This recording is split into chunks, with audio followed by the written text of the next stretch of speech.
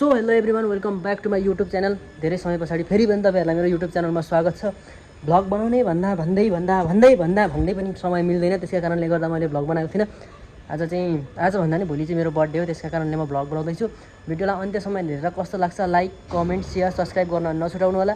अब चाहिँ regular video हाल्छु भन्छु म जहिले, तर के हुन्छ अफसोस हुँदैन। तर अब म ट्राई गर्नेछु भिडियो हाल्ने, त्यही भएर भिडियोलाई सब्सक्राइब गर्नु होला र हेर्दै गर्नु होला। धन्यवाद। अहिले चाहिँ गाइज हामी हिँडिसकेका छौँ, जाँदैछौँ। गाइजहरू पछाडि आउँदैछन्, जनताहरू बढी छन् सङ्ख्यामा। अनि अगाडि त्यहाँ गाई हुन्छ, म यहाँ हिँड्दैछु।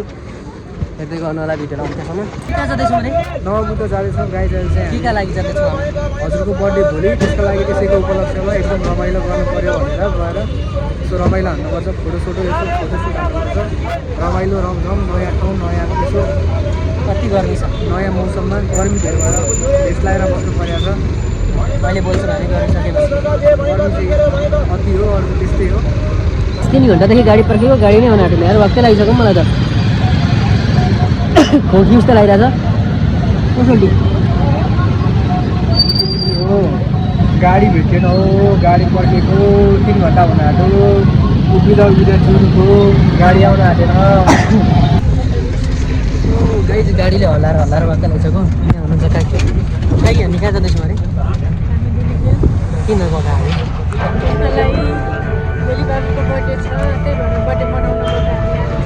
तर लास्टै कालो देखिया छौँ हामी धुलोले गर्दा।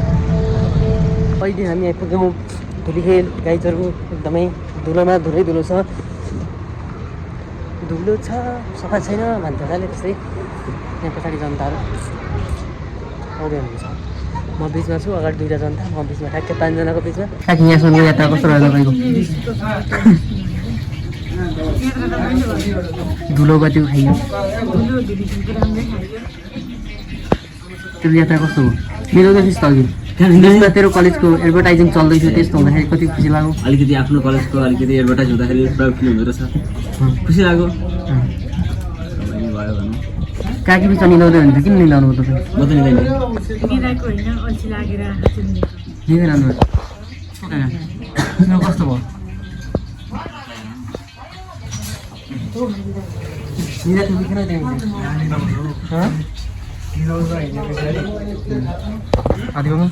यात्रा कस्तो भयो? आइसकेको छ हाम्रो खाजा। यिनले पाएन, हामीले मात्र पायौँ। यसले नि पाएन, अघि भोकै बस्छ। सो गाइज अहिले चाहिँ हामी ठ्याक्क टेम्पोबाट झऱ्यौँ, टुकटुकीबाट आइपुगेको छौँ हामी नवबुद्ध। एकदम बबाल छ, तर चिसो लास्टै ढिलो आएर होला। चिसो चाहिँ अँध्यारो भएर लास्टै चिसो छ। घानै सिरिङ भइरहेछ, तर ठाउँ ओप्पी दामी छ। पुरै गाउँ जस्तो रहेछ, वरिपरि अन्त अँध्यारो छ, देख्न सक्नुहुन्छ। यहाँ पिलिक बत्ती बल्दैछ, त्यही हो। हेर्दै गर्नु होला, स्टे ट्युन। गाइज अहिले चाहिँ टक्क अँध्यारो छ। टक्क हामीले चाहिँ मासु पोलेर खाँदैछौँ। अलिक अँध्यारो भने देखिँदैन, तर यहाँनिर टक्कसँगले मासु पोलिँदैछ। अनि भिडियो पनि यस्तै हुन्छ, अब हेर्दै गर्नु होला। बनाउँदैछु म, अब खाना खान्छौँ। यहाँ मासु खाइसकेपछि हामी अहिले टक्क लगाएर मासु खाँदैछौँ। लाइटिङको कमीले गर्दाखेरि खासै राम्रो चाहिँ देखाएको छैन। सो अब यहाँ चाहिँ हाम्रो खानाको प्रोग्राम हुँदैछ। यहाँनिर खानालाई सबैजना जनताहरू रेडी छन्। आज एमालेको महाधिवेशन पनि हो, मेरो जन्मदिन पनि भोलि हो। त्यही नै हो गाइज। हामी एमएलएका जेनजी होइनौँ, हामी सुधा जेनजी हौँ। त्यस कारणले गर्दाखेरि त्यसो नसोच्नु होला। किसो दिनु तपाईँले नि आएर निलाइला नि त बिहानै बिहानै आफू बिहानै भन्छस् राति गाई चाहिँ म चाहिँ झ्यापमा छुइनँ है। काकी तपाईँ पनि आँखा त मिलाइनै छ नि त, के हो?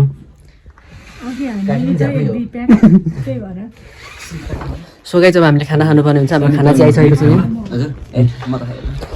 एकदम दामी, मिठो र स्पेसल छ खाना पनि। हाम्रो के अरे तपाईँहरू यहाँ आउँदै हुनुहुन्छ भने चाहिँ, यतातिर घुम्न आउँदै हुन्छ भने चाहिँ होटल तपाईँहरूको लागि बेस्ट अप्सन हुनसक्छ। किनभने सबै कुराहरू आफूले इच्छा अनुसार गर्न पाइन्छ। खाना पनि यहाँ दामी आइरहेको छ। बबाल छ, हेर्न सक्नुहुन्छ। म फुल इन्जोय गरिरहेको छु। इन्जोय चाहिँ एकदम दामी छ। Hello everyone, good morning from Navbuddha Swarnim hotel. तपाईँहरू देख्न सक्नुहुन्छ टक्क लाएर यहाँनिर उज्यालो यहाँ भएको छ। घाम टक्क लाएर लागिरहेछ, वरिपरि देखिरहेछ डाँडा काँडा। यहाँनिर हाम्रा जनताहरू कुद्दै हुन्छ। आज चाहिँ डे 2 हो, हिजो डे 1 थियो, आज डे 2। आज चाहिँ फाइनली मेरो बर्थडे हो।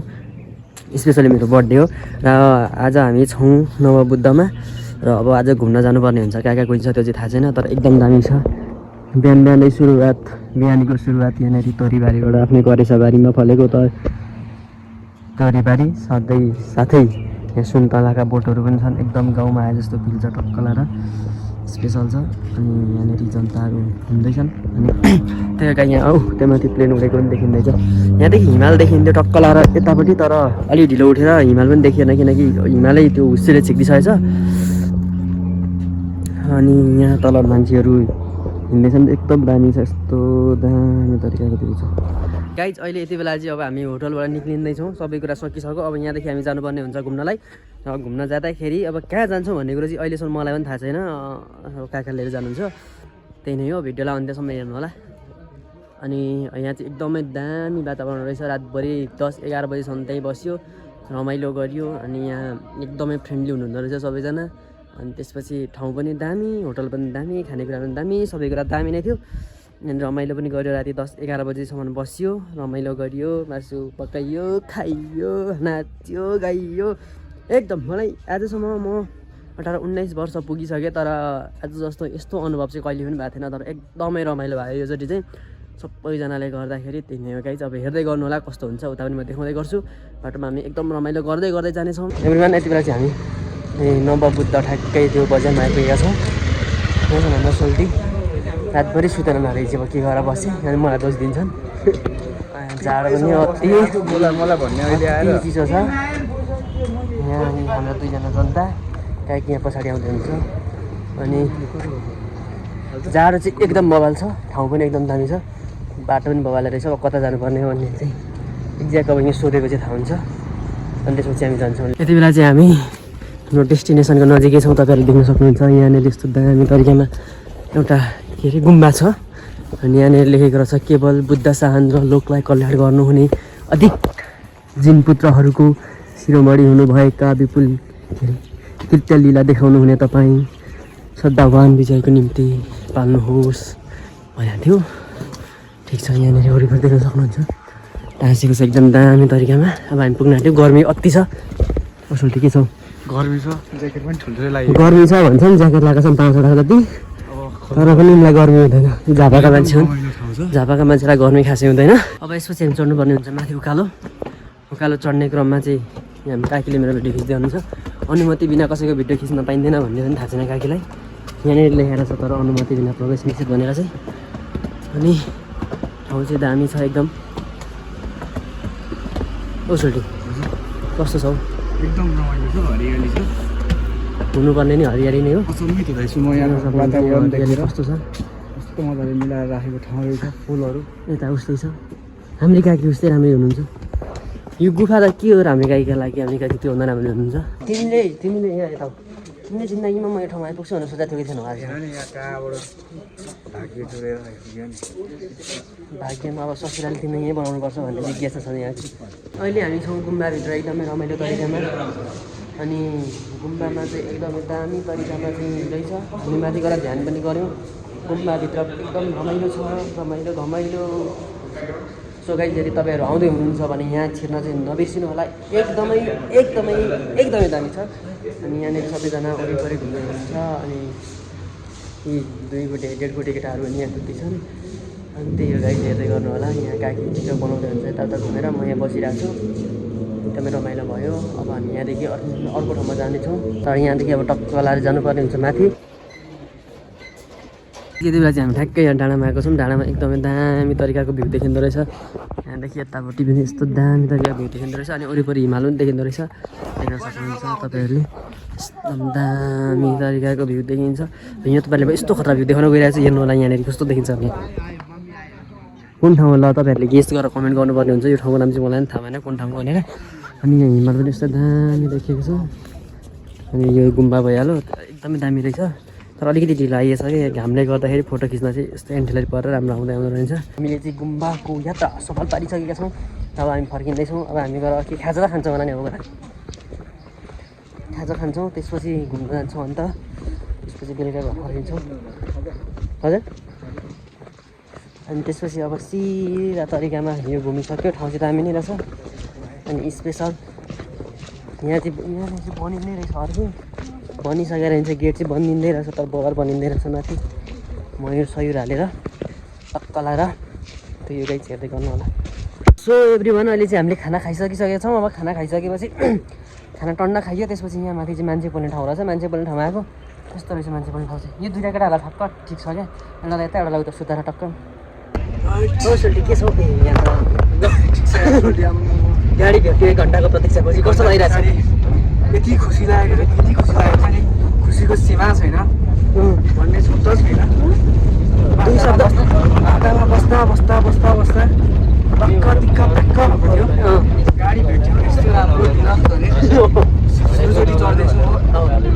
एकदम खुसियाली छ रमाइलो लागेको छ यहाँ के थुकिदिएको बिमारमा उता गइदिएको पनि हुन्थ्यो तर तपाईँलाई कस्तो लागिरहेको छ भन्नु मलाई एकदम रमाइलो लागिरहेको छ बस्दा बस्दा ढुक्क दुखिसकेको थियो यहाँ के साह्रो हल्लिँदैछ गाडी पनि सो हेलो एभ्रिवान यति बेला चाहिँ हामी ठ्याक्कै यो पनौती भन्ने ठाउँमा हामी चाहिँ नामै पनौती छ ठाउँ कस्तो होला आफै इमेजिन गर्नु यस्तो छ यहाँनिर चाहिँ अब हामी मन्दिर घुम्दैछौँ मन्दिर चाहिँ एकदमै पुरानो खालको मन्दिर रहेछ यहाँ पनौतीमा आएका कारणले गर्दाखेरि अब यहाँ मन्दिर चाहिँ पशुपति जस्तो टाइपको रहेछ कुन दरबार अनि लाइटिङ पनि टक्क मिल्दो रहेछ यहाँ चाहिँ दरबार छ अरे कहाँ हो यहाँ चाहिँ मन्दिर चाहिँ ओभर पुरानो रहेछ अब धार्मिक मान्छेहरू तपाईँहरू कोही यदि हुनुहुन्छ भने यहाँ आउन पनि सक्नुहुन्छ यो पुरानो मन्दिर अरे यहाँ चाहिँ 12 वर्षमा एकचोटि के अरे मेला लाग्छ अरे अनि यहाँ चाहिँ फेरि अर्को के विशेषता रहेछ भन्दाखेरि 3टा खोलाको मिल्ने ठाउँ त्रिवेणी के भन्दा रहेछन् त्यसलाई चाहिँ नि अब टक्क हामी आएका छौँ यहाँ हामीले काकी हुनुहुन्छ स्पेसल चाहिँ काकीलाई यो युनिक लाग्न सक्छ किनकि काकीले धार्मिक हुनुहुन्छ यता फेरि एउटा कस्तो रहेछ भने त्यताको पानी अर्को कलर आइरहेको थियो यताको पानी अर्को कलरको आइरहेको छ